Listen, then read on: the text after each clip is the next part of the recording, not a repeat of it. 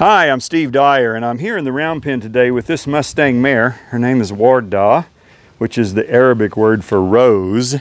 And she's going to help me illustrate something about fear. And I was just out here, I've been working on this for half an hour with this tarp. She is really afraid of this plastic tarp. Now that makes no sense to us as humans, because I doubt that any of you is afraid of a plastic tarp. But the reason horses are typically afraid of these kinds of things is because it moves and it makes a noise, and so it's kind of like an alien that might be a mountain lion or something like that. And so she's pretty afraid of it. And what's interesting is I've worked with her, at least a dozen sessions with this tarp. And she's gradually gotten a little better, but she is still pretty afraid of it, okay? And so you can say, well, Steve, you big dummy, just take the tarp away and leave her alone and she'll be fine. Yeah, until sometime down the road when her owner's riding her along the trail and a plastic bag comes flying along, or an empty dog food sack, or who knows, a number of other things that can spook a horse. And then all of a sudden that fear becomes a big wreck. So my point here is that fear is a cruel taskmaster, because fear of any kind, whether it's real or not, becomes controlling, okay? And so no matter what the fear is, even, I know there are a lot of folks who have legitimate reasons for being afraid.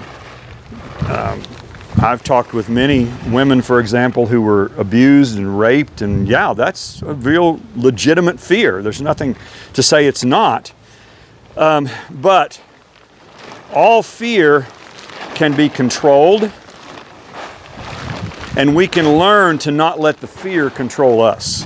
And so my goal for her is not for her to fall in love with this plastic bag, okay, or tarp. My goal for her is to realize that it's not going to kill her, and she doesn't have to be controlled by that fear, okay? And so what I'm going to do, because I love her, is I'm going to keep asking her to face her fear.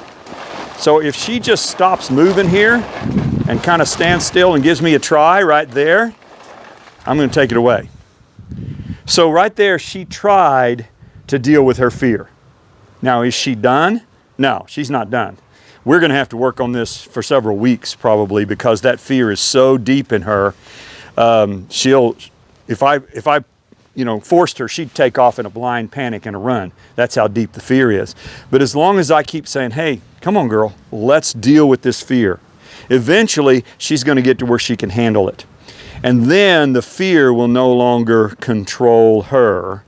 And one of the best Bible verses there is, God has not given us a spirit of fear, but of power and love and a sound mind. So whatever it is that the enemy is using as a fear thing to try to control you, I just want to encourage you, face it, pray it through, get some help, deal with it, because fear is a cruel taskmaster, and you don't have to live that way.